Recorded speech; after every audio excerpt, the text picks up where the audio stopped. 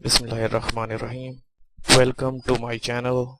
I am Zishan Laqari and we are going to talk about lecture number 12 from biology book, and that lecture will be from chapter number 8.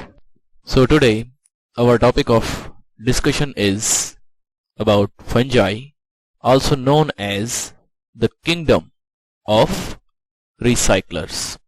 Kingdom means to say the largest taxon, या फिर हम कहेंगे कि सबसे बड़ा group है जिसमें इस फंजाई को रखा जाता है, और वो ग्रुप किनका होगा? रिसाइक्लर्स का। ऐसे जानदार जो रिसाइकलिंग करते हैं मटेरियल्स की, वो कौन से ग्रुप में रखे जाते हैं? ऑलमोस्ट फंजाई के अंदर। अब ये फंजाई मोस्टली इनमें ऑर्गेनिजम्स की बॉडी थ्रेड लाइक होगी। ये क्या काम करते हैं? रिसाइकलिंग करते हैं मटेरियल्स की। किस तरह से? ब्रेक डाउन करते हैं ऑर्गेनिजम्स की डेड बॉडीज को, हम कहेंगे डिकम्पोज करते हैं, उनको गलाते और सड़ाते हैं, जिसकी वजह से उनमें से जो कॉम्प्लेक्स मटेरियल्स हैं उनमें से कार्बन डाइऑक्साइड, ऑक्सीजन और नाइट्रोजन, इस तरह के नेसेसरी एलिमेंट्स जो एनवायरनमेंट से उनकी बॉडी का हिस्सा बने थे, उनको वापस एनवायरनमेंट में रिलीज कर देते हैं। फॉर एग्जांपल एयर में या फिर सॉइल के अंदर। तो उन न्यूट्रिएंट्स को इन फंजाई ने क्या किया? रिसाइकल कर दिया। So that's why these fungi are also known as recyclers. और उन न्यूट्रिएंट्स के ऑर्गेनिजम्स की बॉडी से रिलीज होने की वजह से सॉइल की फर्टिलिटी इंक्रीज हो जाती है, और एयर के अंदर उन न्यूट्रिएंट्स की कॉन्सेंट्रेशन अगेन स्टेबलाइज हो जाती है। और अगर ये रिसाइक्लर्स ना होते तो वो न्यूट्रिएंट्स ऑर्गेनिजम्स की डेड बॉडीज के अंदर ट्रैप होकर रह जाते और प्लांट्स को और नए आने वाले ऑर्गेनिजम्स को अवेलेबल ना हो सकते। सो फंजाई क्या है? बहुत इंपॉर्टेंट पार्ट है नेचर का, और इनको हम नेचर्स रिसाइक्लर्स भी कहते हैं। अब हम जानने की कोशिश करेंगे डिटेल फंजाई के बारे में। अकॉर्डिंग टू बुक अगर बात की जाए तो इसका इंट्रोडक्शन सबसे पहले आएगा। अप्रॉक्सीमेटली तकरीबन 1 लाख स्पीशीज, 1 लाख नस्लें हैं जानदारों की, जिनको हम क्या कहते हैं? Fungi. Are known and many more are estimated to be present, और इससे भी ज्यादा मौजूद हो सकते हैं जिनको हम फंजाई में शुमार कर सकते हैं जानदारों को। दिस ग्रुप इंक्लूड्स नोटोरियस, इस तरह का ग्रुप जो है बहुत ही ज्यादा बदनाम, हम कहेंगे नोटोरियस, पैथोजेंस को इंक्लूड करता है। अब ये पैथोजेंस क्या होते हैं? ऐसे जानदार जो कि अपने होस्ट में, यानी जहां पर ये रहते हैं उसमें बीमारी पैदा करते हैं, उनको हम पैथोजेंस कहेंगे, यानी बीमारी फैलाने वाले जानदार। अब इसमें कौन से होंगे? डिजास्ट्रस, तबाही फैलाने वाले, रस्ट, स्मर्ट, किसके? व्हीट, गंदुम के और मकई के। सबसे पहले अब हम देख लेते हैं कि रस्ट जो है उसका मतलब होगा जंग लगना, स्मर्ट का मतलब होगा धब्बा, यानी कि ऐसे फंजाई जो कि रस्टी अपीयरेंस कर देते हैं जिसके ऊपर ये ग्रो करते हैं उसकी, तो ऐसे लगता है उस चीज को जंग लग गया हो। और इसी तरह से जहां पर ब्लैक डस्टी स्पोर्स होंगे, मट्टी के कलर के ब्लैक स्पोर्स जिस जगह मौजूद होंगे, वो क्या कहलाएंगे? स्मर्ट्स। ये कहां हो सकते हैं? गंदुम के पौधे के ऊपर या फिर मकई के पौधे के ऊपर। इनको हम डायग्राम से देख लेते हैं। यहां पर आपको पौधे में उसके लीफ के ऊपर रस्टी अपीयरेंस नजर आ रही होगी, और यहां से स्टेम के ऊपर रस्टी अपीयरेंस नजर आ रही है, यानी कि ऐसे लग रहा है कि जंग लगा हुआ हो, लेकिन इन रियलिटी में इसके ऊपर हम कहेंगे किसका हमला हुआ है? फंजाई का। यहां से भी हम देख सकते हैं कि लीफ के ऊपर कैसे रस्टी अपीयरेंस नजर आ रही है फंगस की वजह से। अगर हम इसको क्लोज करके देखें तो फॉर एग्जांपल ये लीफ है, और लीफ के ऊपर हमें ये फंजाई नजर आ रहे हैं जिन्होंने इसकी अपीयरेंस रस्टी बनाई हुई थी, यानी कि जंग आलूद अपीयरेंस थी उस लीफ की। लेकिन इन रियलिटी में इस तरह से ऑरेंज कलर के जो फंगस हमें इसके ऊपर लगे हुए नजर आ रहे हैं, उसकी वजह से अपीयरेंस लीफ की क्या हो गई थी? Rusty appearance. और ये फंजाई आपके सामने है, ये थ्रेड लाइक बॉडी होगी इनकी, जिसको हम माइसीलियम कहेंगे। ये thread like body mostly fungi में इनकी करेक्टरिस्टिक्स में आती है, जिसको हम माइसीलियम कहते हैं। और इन्हीं की वजह से जो लीफ है उसकी अपीयरेंस क्या हो जाती है? Rusty appearance, just like this.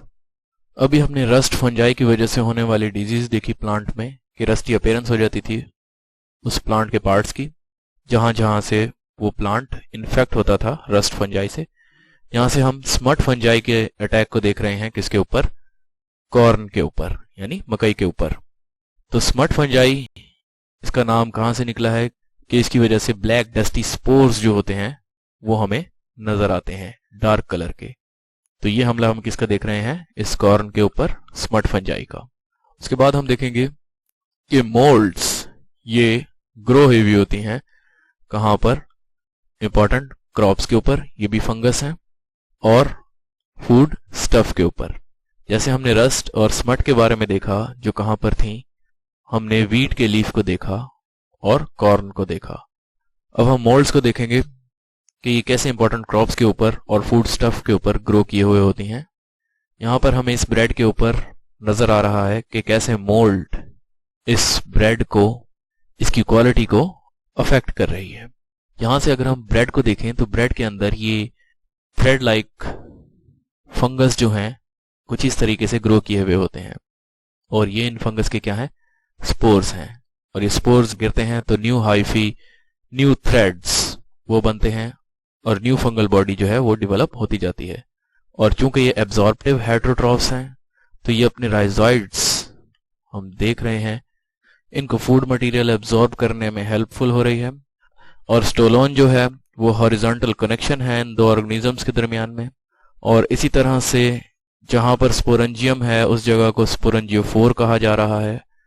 ये हम किसको देख रहे हैं? फंजाई को। और यहां पर स्पोरेंजियम है जिसके अंदर इसके रिप्रोडक्टिव सेल्स जो इसकी एसेक्सुअल रिप्रोडक्शन में हिस्सा लेते हैं वो हमें नजर आ रहे हैं, स्पोर्स। और ये गिरते हैं तो नए थ्रेड्स, नए धागे बनते हैं, न्यू हाइफी बनते हैं फंजाई के, और न्यू फंगल बॉडी डेवलप होती है इन स्पोर्स के जरिए। और ये इस तरह से फैलते जाते हैं और ऑलमोस्ट ये ब्रेड को क्या कर सकते हैं? एब्जॉर्ब कर सकते हैं। यहां से भी आपको फंगस के न्यू थ्रेड्स बनते हुए नजर आ रहे हैं। तो हमने मोल्ड्स को देखा कि मोल्ड्स जो हैं क्रॉप्स के ऊपर और important food stuff for example bread के ऊपर उगे हुए हमें नजर आए। तो इसके बाद हम देखेंगे डेलिकेसीज, यानी कि ऐसे फंगस जिनको हम खा सकते हैं, एडिबल होंगे ये। इन फंगस में मशरूम्स, ट्रफल्स एंड मोरल्स शामिल हैं। ये आपके सामने मशरूम है, इसी तरह से ये भी मशरूम्स आप देख रहे हैं जो एडिबल हैं, जिनको हम खा सकते हैं। और ये ट्रफल्स हैं, ये ट्यूबर की तरह जमीन के अंदर हमें नजर आते हैं, और ये भी एडिबल हैं, यानी कि खाए जा सकते हैं, ट्रफल्स। और ये आपके सामने क्या है? These are morels. और ये मोरल्स कहां पर हैं? ये जमीन पर आपको नजर आ रहे हैं, ये फंजाई की टाइप्स में से होंगे। यहां से हमने देखा कि मशरूम्स के बारे में, अगर फंगल बॉडी थ्रेड्स यानी धागों पर मुश्तमिल होती है जिसे हम माइसीलियम कहते हैं, तो हम यहां पर देख सकते हैं कि मशरूम के अंदर भी ये सारे थ्रेड्स हमें नजर आ रहे हैं फंगल बॉडी के। अभी हमने मशरूम्स को देखा, ट्रफल्स और मोरल्स को देखा जिनको हम खा सकते हैं। तो अगर हम लफ्जी मतलब देखें तो डेलिकेसीज का मतलब भी क्या होगा? पकवान होगा, या फिर ऐसी चीजें जिनकी हम ब्रेक डाउन कर सकते हैं। इसके बाद ये जो मैंने कैपिटल लेटर्स के अंदर लिखी हुई हैं जितनी बातें, ये सारी हेडिंग्स की सूरत में आप लिख सकते हैं पेपर में। Commercial uses such as penicillium. अब हम फंजाई का कमर्शियल यूज देखें तो उसमें जो पेंसिलियम है ये भी फंजाई है। वो किसका जरिया है? Source of antibiotic. एंटीबायोटिक से मुराद बैक्टीरिया किलर जो होंगी, बैक्टीरिया किलर यानी कि वो मेडिसिन, वो दवाई हम इससे हासिल करेंगे जिसका नाम क्या होगा? Penicillin. Again I will repeat this. Commercial uses fungi के क्या होंगे? इनको हम कमर्शियली कैसे यूज कर सकते हैं, यानी कि तिजारती तौर पे कैसे यूज कर सकते हैं, कि इसमें जो पेनिसिलियम फंगस है उससे हम एंटीबायोटिक यानी कि बैक्टीरिया किलर पेंसिलिन हासिल करते हैं। फर्स्ट पॉइंट आपका ये क्लियर होना चाहिए। दूसरा पॉइंट ये है कि जो यीस्ट है, जिसको आम जबान में हम खमीर भी कहते हैं, ये बेकरीज के अंदर यूज की जाती है और ब्रीवरीज यानी कि मशरूबात बनाने के लिए भी इस्तेमाल की जाती है। ये भी इस ग्रुप के मेंबर्स हैं, यीस्ट एंड पेनिसिलियम। पेनिसिलियम से आपको बताया पेनिसिलिन हासिल होती है जो कि एंटीबायोटिक है, बैक्टीरिया किलर है। और यीस्ट बेकरीज में ब्रेड्स या बन्स बनाने के लिए यूज की जाती है, और ब्रेवरीज यानी कि मशरूबात बनाने वाली इंडस्ट्रीज में भी यीस्ट का इस्तेमाल किया जाता है। यहाँ से हम देख सकते हैं कि पेनिसिलिन जो एंटीबायोटिक हमें हासिल हो रही है वो किस फंगस से हो रही है, पेनिसिलियम से। और यहाँ से भी हम पेनिसिलियम को देख सकते हैं, और यहाँ से हम देख सकते हैं कि ब्रेड्स या बन्स बनाने में भी यीस्ट को यूज किया जा सकता है। और ये सब क्या है, यीस्ट पाउडर फॉर्म में है। और यहाँ से भी हम देख सकते हैं ये यीस्ट है, यूनिसेलुलर होगा, लेकिन ये किस ग्रुप का हिस्सा है, फंगस का, फंजाई का। और नेक्स्ट स्टेप की तरफ अगर मूव करें तो हम देखेंगे इसका इकोलॉजिकल रोल, कि हमारे एनवायरनमेंट में, हमारे माहौल में इसका क्या किरदार है। तो ये किस तरह से हमारी नेचर में मौजूद है एज ए डिकम्पोजर, और इसका रोल पैरेलल है, मसावी है, बराबर है किसके, बैक्टीरिया के। बैक्टीरिया भी डिकम्पोज करते हैं डेड ऑर्गेनिजम्स या फिर डेड ऑर्गेनिक मैटर को डिकम्पोज करते हैं, कॉम्प्लेक्स मटेरियल्स को ब्रेक डाउन करके उनमें से न्यूट्रिएंट्स को एनवायरनमेंट में रिलीज कर देते हैं, और वो सिंपल न्यूट्रिएंट्स सॉइल की फर्टिलिटी को इंक्रीज करते हैं। तो ये क्या है, इकोलॉजिकल रोल है फंजाई का एज डिकम्पोजर्स। उसके बाद हम टेक्सोनोमिक स्टेटस देखेंगे फंजाई का। यानी जब हम टेक्सोनोमी की बात करते हैं, यानी कि हम इसकी क्लासिफिकेशन करते हैं, तो हम ये जानने की कोशिश करेंगे कि इसको अलहदा से किंगडम या फिर अलहदा से ग्रुप में क्यों रखा गया है, और दूसरे प्लांट्स या एनिमल्स के ग्रुप में इसको इंक्लूड क्यों नहीं किया गया। तो इसका टेक्सोनोमिक स्टेटस यानी कि इसकी क्लासिफिकेशन के हवाले से हम देखेंगे इसको। Fungi, taxonomic status of fungi has changed. इसका टेक्सोनोमिक स्टेटस, इसकी क्लासिफिकेशन क्या हो गई, चेंज हो गई from that group of plant kingdom. यानी कि पहले ये किस में था, प्लांट्स में था, क्योंकि इसके सेल के गिर्द भी प्लांट्स की तरह क्या थी, सेल वॉल थी। और according to examination point of view ये इंपॉर्टेंट शॉर्ट क्वेश्चन है। यानी कि हम देख सकते हैं कि फंजाई को क्या किया गया, सेपरेट किंगडम में रखा गया, एक अलहदा किंगडम में, इसको प्लांट्स किंगडम से निकाल के। अब इसको प्लांट किंगडम में रखने की वजह क्या थी, यहां से हेडिंग बनती है रिजेम्बलेंस इसकी प्लांट्स के साथ। हम देखेंगे resemblance with plants. Plants, they resemble plants in some respects. ये कुछ पहलुओं से प्लांट्स से मिलते जुलते थे, क्योंकि प्लांट सेल के गिर्द सेल वॉल होती है, तो इनके सेल के गिर्द भी क्या थी, सेल वॉल थी। दे लैक सेंट्रियोल्स, यानी कि इनके अंदर सेंट्रियोल्स मौजूद नहीं थी। प्लांट सेल में भी उनके पास सेंट्रियोल्स नहीं होती।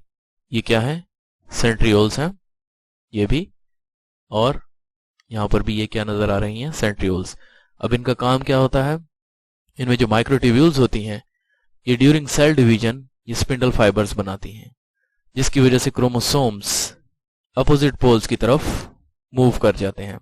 लेकिन इन फंजाई के अंदर प्लांट्स की तरह ये सेंट्रियोल्स मौजूद नहीं होती। इसके अलावा ये क्या होते हैं, नॉन मोटाइल, यानी कि हरकत नहीं कर सकते। ये इनकी रिजेम्बलेंस हमने देखी किसके साथ, प्लांट्स के साथ। उसके अलावा जो इंपॉर्टेंट शॉर्ट क्वेश्चन बन सकता है वो ये भी कि इनकी रिजेम्बलेंस बतानी पड़ सकती है किससे, एनिमल से। इसको मैं रीड कर दूंगा। But fungi resembles more animals than plants.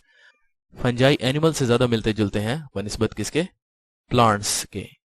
Unlike plants यानी पौधों से मुख्तलिफ, बट लाइक एनिमल्स, एनिमल्स की तरह फंजाई आर हेट्रोट्रॉप्स।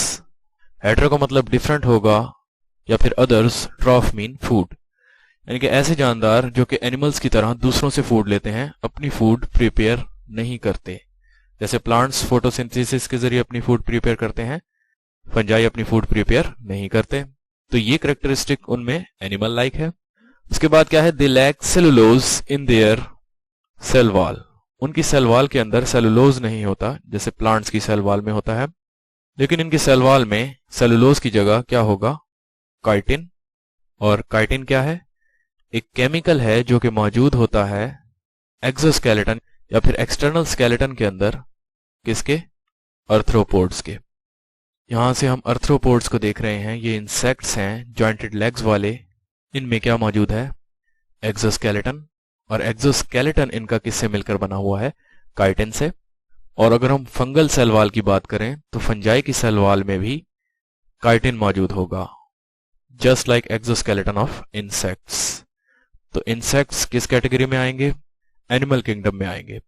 और chitin is the major component of the exoskeleton of insects that helps in protecting their delicate soft tissues.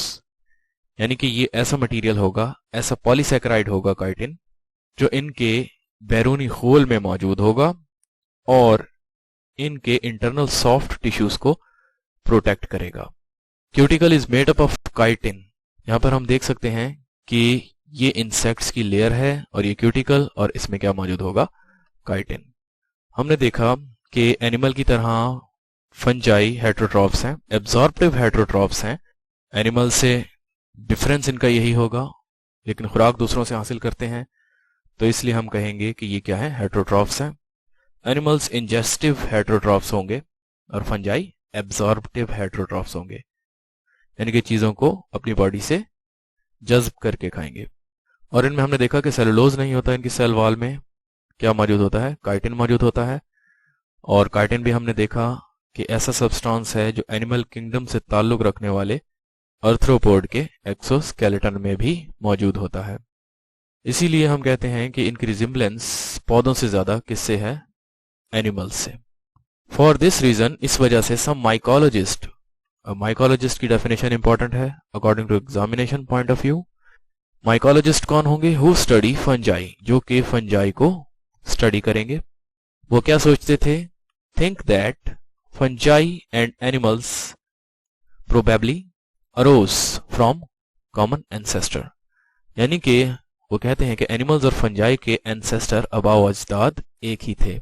इसके बाद हम देखेंगे but fungi differ from animals in having cell wall. Fungi animal से उनमें difference कैसे है, ये भी आपने शॉर्ट क्वेश्चन के लिए याद करना है। इंपॉर्टेंट पॉइंट है कि डिफरेंस एनिमल्स का और फंजाई का क्या है कि एनिमल्स के सेल के गिर्द सेल वॉल नहीं होती और फंजाई के सेल के गिर्द क्या है? सेल वॉल मौजूद है। और फंजाई क्या है? एब्जॉर्प्टिव हेटेरोट्रॉफ्स हैं, यानी कि जिस्म से खुराक को जज्ब करके खाते हैं। इसके बरक्स एनिमल्स खुराक को निगलते हैं। और इसी तरह से फंजाई एनिमल से मुख्तलिफ क्यों हैं? क्योंकि ये नॉन मोटाइल होते हैं, हरकत नहीं करते। नॉन मोटाइल मैंने जो हरकत ना कर सके। So fungi are neither plants, fungi plants भी नहीं है। इनकी टेक्सोनॉमी, इनकी क्लासिफिकेशन अगर हम देखें तो ये पौधों में भी शुमार नहीं किए जा सकते और ना ही एनिमल्स के अंदर। उनकी डीएनए की स्टडीज, उसने भी ये बात कंफर्म कर दी है कि ये डिफरेंट हैं तमाम दूसरे जानदारों से, इसलिए इनको अलग से किंगडम में रखना जरूरी है। लास्ट में इंपॉर्टेंट शॉर्ट क्वेश्चन है न्यूक्लियर माइटोसिस। हम देखेंगे फंजाई क्या शो करते हैं? कैरेक्टरिस्टिक टाइप ऑफ माइटोसिस, यानी कि इनमें खास किस्म की माइटोसिस होती है जिसको हम न्यूक्लियर माइटोसिस कहते हैं। इसको हम डायग्राम से देखेंगे, लेकिन पहले स्टडी कर लेते हैं। During nuclear mitosis nuclear envelope does not break, यानी कि न्यूक्लियर माइटोसिस में न्यूक्लियस की जो कवरिंग है वो टूटती नहीं है। Instead the mitotic spindles form with in the nucleus. In two lines का मीनिंग समझने के लिए हम यहां से देख लेते हैं डायग्राम को कि नॉर्मल माइटोसिस हमें शो हो रही है जिसमें सेल क्या हो रहा है? 1 से 2 में डिवाइड हो रहा है और ये हिस्सा न्यूक्लियस है। ये न्यूक्लियर एनवेलप आपको नजर आ रही है, न्यूक्लियस के गिर्द कवरिंग, और ये कवरिंग क्या हो रही है? डिसइंटीग्रेट हो गई है, खत्म हो गई है और क्रोमोसोम्स बाहर आ गए हैं। और इसी तरह से एक नई न्यूक्लियर एनवेलप आई है जब क्रोमोसोम्स अपोजिट पोल्स की तरफ चले गए हैं ड्यूरिंग माइटोसिस। अब यहां से हम इसको कंपेयर करते हैं कि न्यूक्लियर माइटोसिस क्या है, कि इसमें न्यूक्लियर एनवेलप ब्रेक नहीं हुई है और न्यूक्लियस के अंदर ही माइटोटिक स्पिंडल हमें बनते हुए नजर आ रहे हैं। ये माइटोसिस के जो धागे हैं जिनकी वजह से क्रोमोसोम्स अपोजिट पोल्स की तरफ मूव करते हैं, ये माइटोटिक स्पिंडल्स ये हमें बनते हुए न्यूक्लियस के अंदर ही नजर आ रहे हैं। और इस तरह से क्रोमोसोम्स अलग-अलग हो जाते हैं, लेकिन न्यूक्लियस की मेम्ब्रेन के अंदर ही। ये क्या है, न्यूक्लियस की मेम्ब्रेन आपको नजर आ रही है जो कि डिसइंटीग्रेट या फिर ब्रेक नहीं हुई है। और जैसे ही क्रोमोसोम्स अपोजिट पोल्स की तरफ चले जाते हैं तो दरमियान से न्यूक्लियर मेम्ब्रेन क्या होती है, कॉन्स्ट्रिक्ट हो जाती है। यहां से हम देख सकते हैं कि जैसे ही अपोजिट पोल्स की तरफ क्रोमोसोम्स जाएंगे वैसे ही दरमियान से न्यूक्लियर एनवेलप क्या हो गई, कॉन्स्ट्रिक्ट हो गई और यहां से दो न्यूक्लियाई अलग हो गए। इन सम फंजाई न्यूक्लियर एनवेलप डिसमेंटल्स लेट, यानी कि कुछ फंजाई के अंदर न्यूक्लियर एनवेलप बाद में टूटती है, कॉन्स्ट्रिक्ट होती है, जैसे हमने देखा था डायग्राम में। Because fungi are distinct, distinct मैंने वाजे या फिर अलहदा होंगे, किससे, प्लांट्स से एंड एनिमल से एंड प्रोटिस्ट से। In many ways they are assigned to a separate kingdom fungi, इनको हमने अलहदा से किंगडम दी हुई है जिसको हम क्या कहते हैं, फंजाई, यानी इसको अलहदा ग्रुप में रखा हुआ है, ना ही प्लांट्स के ना ही प्रोटिस्ट के जिसमें एमीबा या फिर सिंपल मल्टीसेलुलर ऑर्गेनिजम्स होते हैं, और ना ही एनिमल्स के ग्रुप में इसको रखा हुआ है। ये आपके सामने फॉर एग्जांपल फंगल सेल है, ये इसकी सेल मेम्ब्रेन। हमने यहां पर काइटिन को देखना है कि कैसे सेल मेम्ब्रेन के बाहर इसकी सेल वॉल में काइटिन मौजूद है। ये काइटिन है, ये बीटा ग्लूकेंस और इसके बाद ये प्रोटीन्स इसकी सेल वॉल में मौजूद हैं। यहां से भी हम देख सकते हैं कि फंगस के थ्रेड के अंदर कैसे मटेरियल जो है वो ट्रांसपोर्ट हो रहा है। ये फंगस के थ्रेड्स हैं और इनके अंदर मटेरियल क्या हो रहा है, ट्रांसपोर्ट। यहां से हम इसके अंदर न्यूक्लियस की ट्रैफिक को भी देख रहे हैं, न्यूक्लियर ट्रैफिक इन फंजाई या फिर फिलामेंटस फंगस, इसके अंदर ये न्यूक्लियस की ट्रैफिक को देख रहे हैं। इसमें न्यूक्लियस मौजूद होंगे, इसके हाइफी हैं थ्रेड लाइक धागे नुमा, जिनके अंदर मटेरियल और न्यूक्लियस यहां से हम देख रहे हैं कैसे मटेरियल जो है ट्रांसपोर्ट हो रहा है एक हाइफी से एक धागे से दूसरे धागे में। Hopefully according to kingdom fungi आपको कुछ बातें समझ आई होंगी और कुछ पॉइंट्स जो आपके क्लियर हुए होंगे वो आपको नेक्स्ट टॉपिक को समझने में भी हेल्पफुल होंगे। Wish you best of luck. Thank you.